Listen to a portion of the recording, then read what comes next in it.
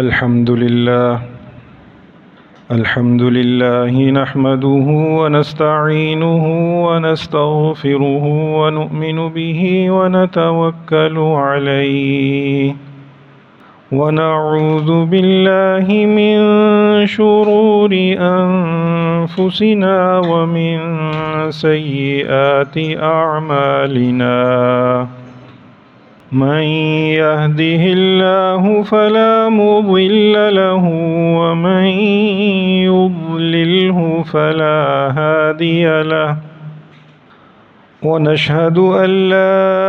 إله إلا الله وحده لا شريك له ونشهد أن سيدنا ومولانا محمدا عبده ورسوله أعوذ بالله من الشيطان الرجيم بسم الله الرحمن الرحيم إن الله يأمركم أن تؤدوا الأمانات إلى أهلها وقال الله تبارك وتعالى ولا تكتموا الشهادة ومن يكتمها فإنه آثم قلبه وقال رسول الله صلى الله عليه وسلم من غشنا فليس منا وقال رسول الله صلى الله عليه وسلم من كتم شهادة إذا دعي إليها كان كمن شهد بالزور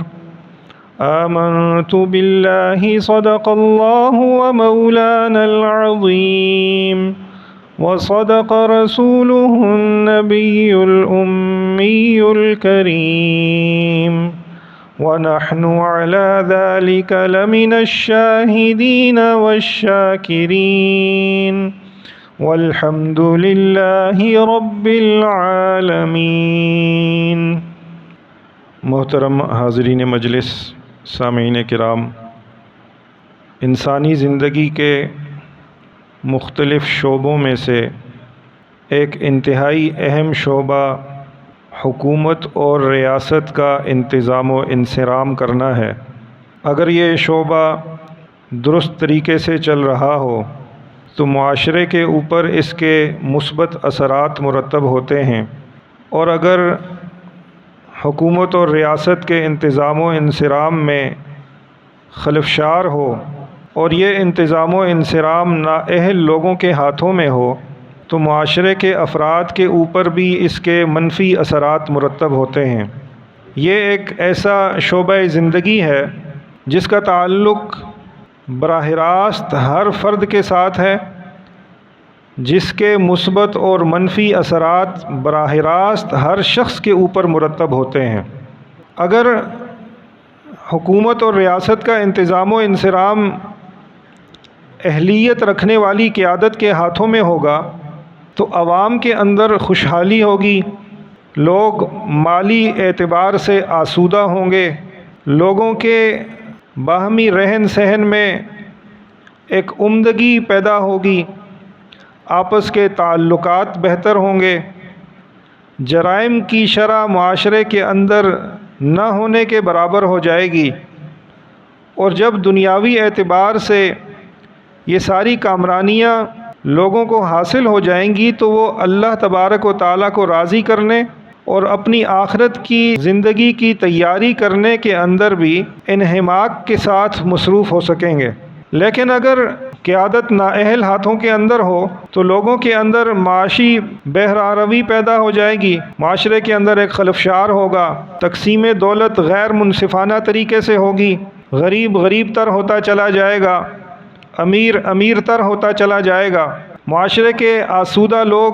کمزور لوگوں کے حق تلفی کرنے لگ جائیں گے، معاشرے کے اندر جرائم کی شرح بڑھتی چلی جائے گی، اور وہ معاشرہ ایک جنگل کا معاشرہ بن کر رہ جائے گا جہاں ہر توانا کمزور کو کھا جاتا ہے اور نگل جاتا ہے۔ تو اس لیے ریاست کے انتظام و انصرام کے لیے جب انبیاء کرام علیہم الصلاۃ والسلام دنیا کے اندر موجود رہے، براہ راست انبیاء کرام علیہم الصلاۃ والسلام کی ذمہ داری لگائی کہ آپ نے اپنی ریاست کا انتظام و انصرام خود کرنا ہے، اور اگر کسی جگہ کوئی نبی، بادشاہ یا حکمران نہیں ہو گئے تو ان کے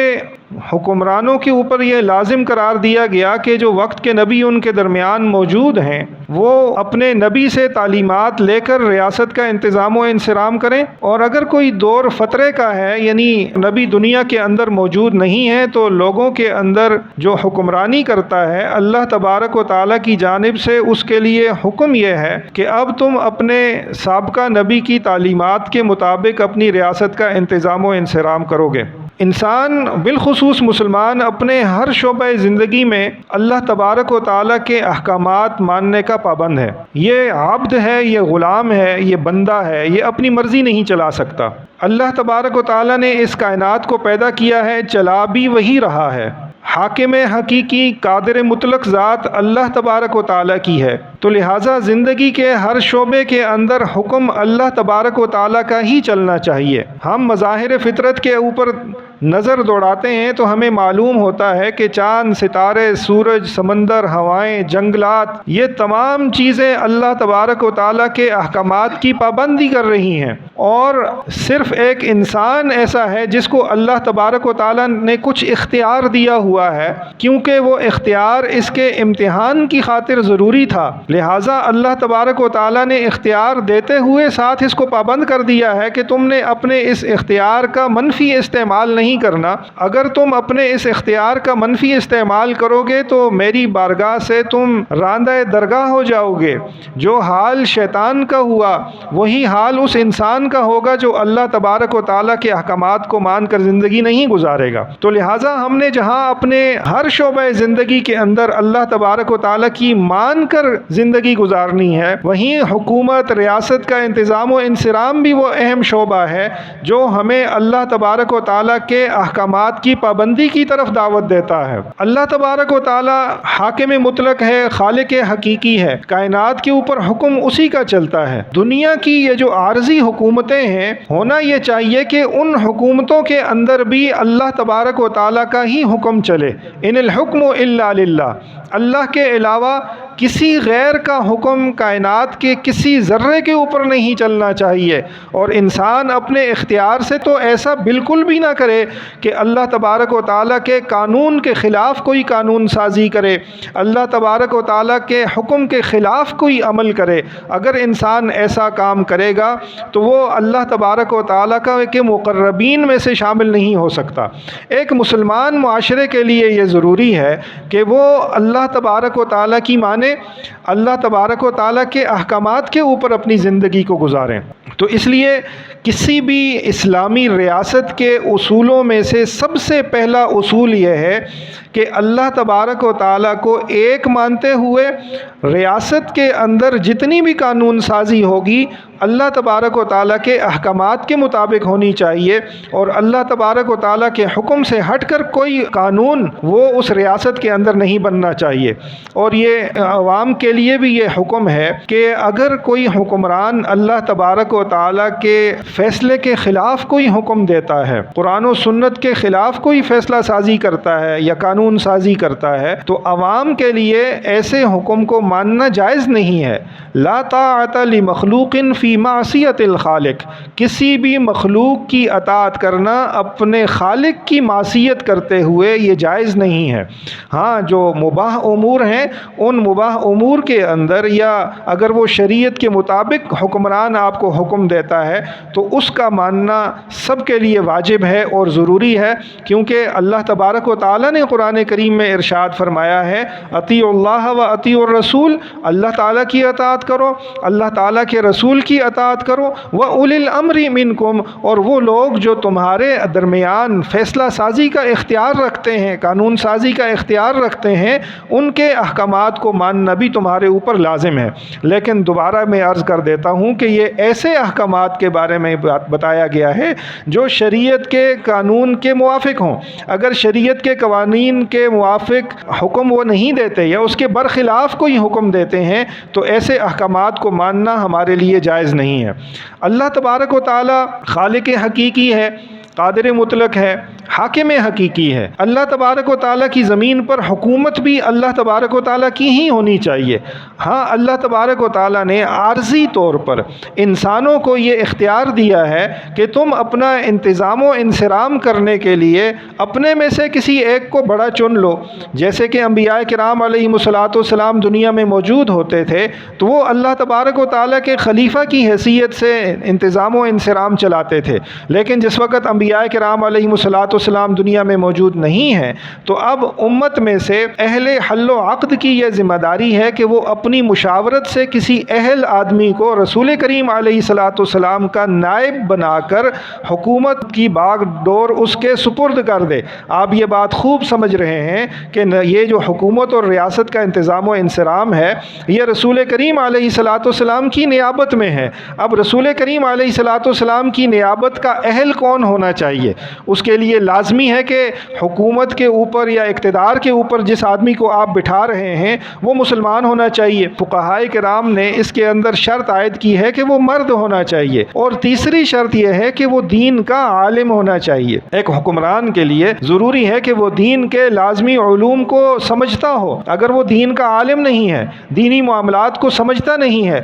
تو وہ کیوں کر اللہ تبارک و تعالیٰ کی مخلوق پر اللہ کا دین نافذ کر سکے گا، لوگوں کو اللہ تبارک و تعالیٰ کے دین کی طرف بلا سکے گا؟ کیونکہ ایک ریاست کی بنیادی ذمہ داری اللہ تبارک و تعالیٰ کے حکم سے یہ ہے کہ الذین ان مکناہم فی الارض اقاموا الصلاۃ، کہ اللہ تبارک و تعالیٰ جب مومنین کو، مخلصین کو، متقین کو زمین کے اندر تمکنت دیتے ہیں، حکومت اور اقتدار سپرد کرتے ہیں، اقاموا الصلاۃ، تو ان کا کام یہ ہوتا ہے کہ وہ نماز قائم کرتے ہیں اور زکوٰۃ ادا کرتے ہیں، وَأَمَرُوا بِالْمَعْرُوفِ وَنَهُوا عَنِ الْمُنْكَرِ، وہ امر بالمعروف اور نہی عن المنکر کا فریضہ سر انجام دیتے ہیں، وہ لوگوں کو اچھے کاموں کی طرف بلاتے ہیں، برے کاموں سے روکتے ہیں۔ لیکن اگر آپ نے اقتدار پر ایسے شخص کو بٹھا دیا جس کو نہ نیکی کا پتہ ہے کہ کیا چیز ہے، نہ برائی کا ادراک ہے، وہ کیسے لوگوں کو نیکی کی طرف بلائے گا، کیسے لوگوں کو برائی سے روکے گا؟ تو اس لیے فقہائے کرام نے یہ شرط عائد کی ہے کہ جس آدمی کو آپ اپنا حکمران بنا رہے ہیں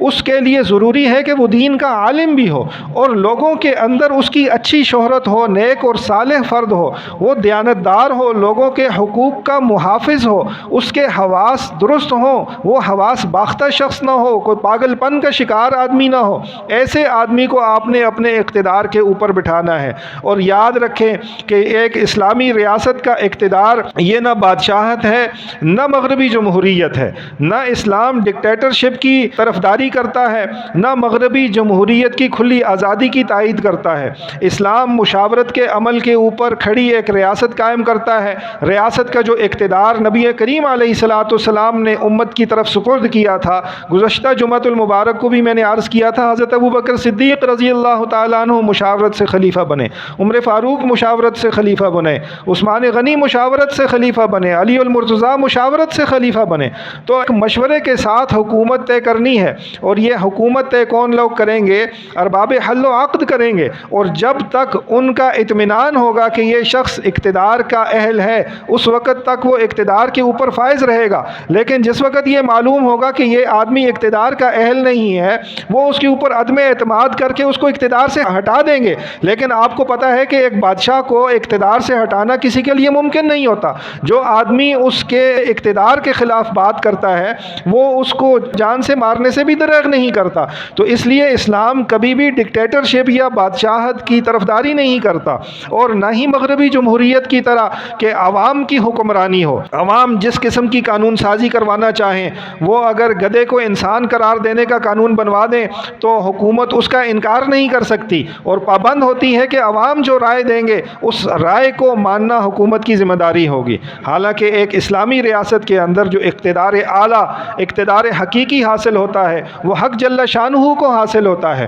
اللہ تبارک و تعالیٰ کے قانون کے خلاف اگر ساری عوام اکٹھی ہو جائے تو اقتدار پر بیٹھے ہوئے آدمی کے لیے یہ جائز نہیں ہے کہ وہ اللہ تبارک و تعالیٰ کے احکامات کے خلاف کوئی قانون سازی کرے۔ آج کی مغربی جمہوریت یہی کہتی ہے۔ آپ یورپ کے اندر دیکھیں، ایسی ایسی قانون سازیاں اور حیا باختہ قوانین وہاں پر پاس ہوتے ہیں کہ سوچ کر شرم و حیا سے سر جھک جاتا ہے انسان کا کہ انسان بھی ایسا سوچ سکتا ہے۔ فطری تقاضے ہوتے ہیں ایک انسان کی زندگی کے، ان سے ہٹ کر قانون سازی کرنا شروع کر دیتا ہے جس وقت اللہ تبارک و تعالیٰ کے قوانین کے خلاف ورزی کرنا شروع کر دے انسان۔ تو اس لیے اسلامی اقتدار کا جو تیسرا اصول ہے وہ یہ ہے کہ اسلام نہ بادشاہت کی طرفداری کرتا ہے اور نہ ہی مغربی جمہوریت کی طرفداری کرتا ہے۔ یہ خالص مشاورت کے اوپر قائم خلافت کا نظام یا حکومت کا نظام، نام اس کو بھلے آپ جو دے دیں، آپ اس کو خلافت کہہ دیں، آپ اس کو جمہوریت کہہ دیں، آپ اس کو ملوکیت کہہ دیں، لیکن اگر وہ مشاورت کے اوپر مبنی ہے اور وہ دو کام کر رہا ہے، وہ حکومت اور ریاست ان چلانے والا یا حکمران دو کام کر رہا ہے۔ ایک کام یہ کہ لوگوں کی فلاح و بہبود کے لیے پوری دیانتداری کے ساتھ لگا ہوا ہے، اور دوسرا کام یہ کہ لوگوں کے اندر اللہ تبارک و تعالیٰ کے احکامات کو زندہ کرنے کے اندر پوری کوشش کر رہا ہے اور اللہ تبارک و تعالیٰ کے منع کردہ امور سے پوری طاقت لگا کر روکنے کی کوشش کر رہا ہے۔ یہ اللہ تبارک و تعالیٰ کا نمائندہ ہے، یہ رسول کریم علیہ الصلاۃ والسلام کا نائب ہے۔ اس کو آپ وزیر اعظم کہیں، اس کو آپ امیر المومنین کہیں، اس کو آپ بادشاہ معظم کہیں، اس کو آپ صدر مملکت کہیں، اس کو آپ چیف ایگزیکٹو کہیں، اس کو آپ جو نام دے دیں، یہ اللہ کا نائب ہے، اللہ کے رسول کا نائب ہے۔ لیکن اگر وہ ان دونوں کاموں میں سے ایک کام بھی نہیں کرتا، یا وہ لوگوں کے حق تلفی کرتا ہے، لوگوں کے اوپر زور اور زبردستی کرتا ہے، لوگوں کے اوپر ظلم و تشدد روا رکھتا ہے، تو یہ اللہ تبارک و تعالیٰ کا نائب نہیں ہے، یہ اللہ تعالیٰ کے رسول کا خلیفہ نہیں ہے۔ اور اگر لوگوں کے اندر امر بالمعروف اور نہی عن المنکر کا فریضہ سر انجام نہیں دیتا، یہ شیطان کا خلیفہ ہے، یہ شیطان کا نائب بن کر اپنی زندگی گزار رہا ہے اور اقتدار کے مزے لوٹ رہا ہے۔ رسول کریم علیہ الصلاۃ والسلام کی تعلیمات سے ہمیں معلوم ہوتا ہے کہ کسی آدمی کے لیے یہ جائز نہیں ہے کہ وہ خود تقاضا کرے کہ مجھے حکمران بنا دیا جائے۔ ہمارے ہاں الیکشن شروع ہونے والے ہیں اور الیکشن کے دوران آپ دیکھیں گے گھر گھر، گلی گلی، محلے محلے کے اندر لیڈر ہوں گے۔ وہ لیڈر جو ہے لوگوں سے ووٹ طلب کریں گے اور کہیں گے ہمیں اقتدار تک پہنچا دو۔ شریعت کے اندر کس جگہ لکھا ہے کہ کوئی شخص خود اپنے آپ کو اقتدار کے لیے پیش کر دے؟ ہاں، ایسے آدمی کے لیے جس کو یہ معلوم ہو کہ میں دیانتدار ہوں، میں یہ فریضہ جو ذمہ داری میرے سپرد کی جائے گی میں اس کو بطریق احسن پورا کر سکتا ہوں، وہ اپنا نام پیش کر سکتا ہے۔ لیکن لوگوں کو زبردستی مجبور کرنا اس کے لیے بھی جائز نہیں ہے۔ حضرت یوسف علیہ الصلاۃ والسلام نے مصر کے والی کو یہ ارشاد فرمایا تھا کہ آپ مجھے وزیر خزانہ بنا دیں، میں بڑا امین شخص ہوں اور میں حفاظت کرنے والا ہوں، امانت داری کے ساتھ یہ کام کروں گا۔ تو اس سے معلوم ہوتا ہے کہ اپنے آپ کو اقتدار کے لیے پیش کرنا بھی جائز ہے۔ لیکن ایک آدمی جو اپنے اندر کوئی استعداد نہیں رکھتا، اپنے اندر کوئی صلاحیت نہیں رکھتا، اس کو حکومت چلانے کا کوئی تجربہ نہیں ہے، ایسی کوئی تعلیم اور تربیت اس نے حاصل نہیں کی، ایسے آدمی کے لیے اپنے آپ کو حکومت اور اقتدار کے لیے پیش کرنا جائز نہیں ہے۔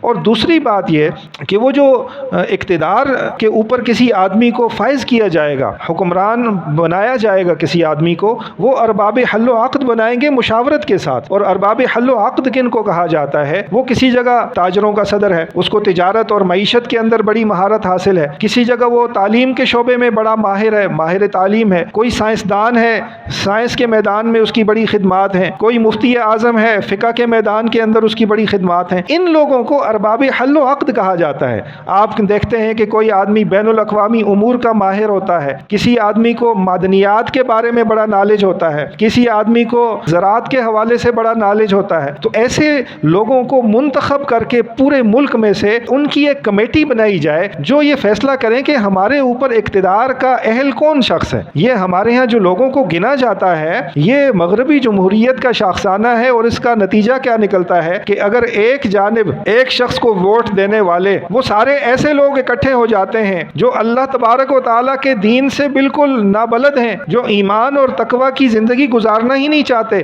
وہ اپنے جیسے ऐसे किसी आदमी को वोट देकर जिता देते हैं और वो उन लोगों के ऊपर भी हुक्मरान बन जाता है जो तकवा वाली जिंदगी इख्तियार करना चाहते हैं। चोर और चक्के इकट्ठे होकर अपने में से एक चोर को जितवा कर असम्बली में पहुंचा देंगे, जो वहां उनकी नुमाइंदगी करेगा, उनके हुकूक का मुहाफिज बन जाएगा। नतीजा क्या निकलेगा कि ऐसे ऐसे तरीके और जरिए पैदा किए जाएंगे चोरों को रिलीफ देने के कि अवाम को उसकी भनक तक नहीं पहुंचेगी, सिर्फ उसके असरात उनके ऊपर मुरतब होंगे महंगाई की सूरत में, मुआशी अदम इस्तेहकाम की सूरत में। तो इसलिए शरीयत का हुक्म यह है कि कोई शख्स ज़ाती तौर पर अपने आप को हुकूमत और खिलाफत के लिए पेश नहीं कर सकता, और अगर कोई आदमी अपने अंदर अहलियत देखता भी है तो वो इसको जिम्मेदारी समझकर इख्तियार करेगा, अपना कारोबार समझकर इख्तियार नहीं करेगा। हमारे यहाँ तो हुकूमत और इक़्तिदार एक कारोबार बना हुआ है। करोड़ों रुपया इलेक्शन कैंपेन के ऊपर खर्च करने वाला शख्स, आप उससे ये उम्मीद रखें कि ये जब इक़्तिदार के अंदर आएगा तो ये उमर फारूक रज़ी अल्लाह तआला अन्हु की तरह ईंट के ऊपर सर रख के सो जाएगा? मुमकिन नहीं है। जो आदमी करोड़ों रुपया खर्च करता है वो अरबों निकालने की कोशिश करेगा। वो अरबों कहाँ से निकलेंगे? वो आवाम की जेबों से निकलेंगे। वो एक मजदूर का खून पसीना बहाकर कमाई होगी, उसका जो टैक्स होगा उसको हड़प करने की कोशिश करेगा। वो क्यों?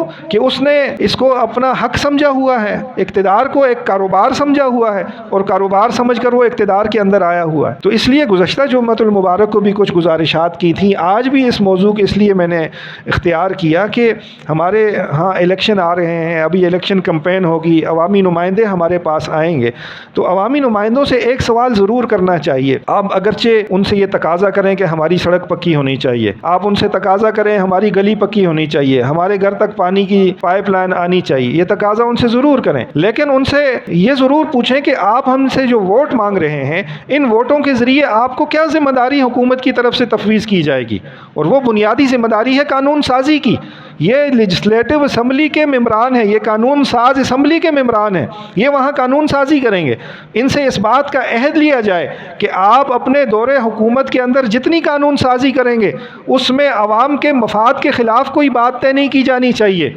उसमें आप अपनी हुकूमत और इक़्तिदार को बचाने के लिए कोई फ़ैसला साजी नहीं करेंगे, उसमें आप शरीयत के ख़िलाफ़ कोई फ़ैसला साजी नहीं करेंगे। आवाम के हुकूक के मुहाफ़िज़ बनकर आपने ये फ़ैसला करना है तो हम आपको वोट देंगे। और वो वोट देने में भी आपने जो आपके हल्का इंतखाब से लोग खड़े होते हैं, ऐसे लोगों का इंतखाब करना है जो उस काम के अहल भी हों, वो दयानतदार भी हों, उस काम को समझने वाले भी हों। ये वोट की शरई हैसियत एक तरफ तो गवाही की है, दूसरी तरफ अमानत की है। आप गवाही दे रहे हैं उसके हक में, जो अरबाब हल व अक़्द बैठे हुए हैं, आपका इलेक्शन कमीशन बैठा हुआ है, उसको आप ये गवाही पहुंचा रहे हैं कि हमारे हल्का में से ये शख्स अहल है इस बात का कि इसको मेंबर असम्बली बनाया जाए। अगर आप अपनी इस गवाही देने में बदनीयती करेंगे, झूठी गवाही देंगे, तो कुरान करीम की रूह से आप भी उस जुर्म में बराबर के शरीक होंगे जो जुर्म वो वहाँ असम्बली में बैठकर करेगा। बाज़ लोग इस डर की वजह से वोट देने से कतराते हैं कि हम वोट नहीं देंगे। वोट न देना भी एक तरह का जुर्म है। कुरान करीम कहता है वला तक्तुमुश शहादा, कि आप गवाही को मत छुपाएं। वमन यक्तुमहा फइन्नहु आसिमुन क़ल्बु,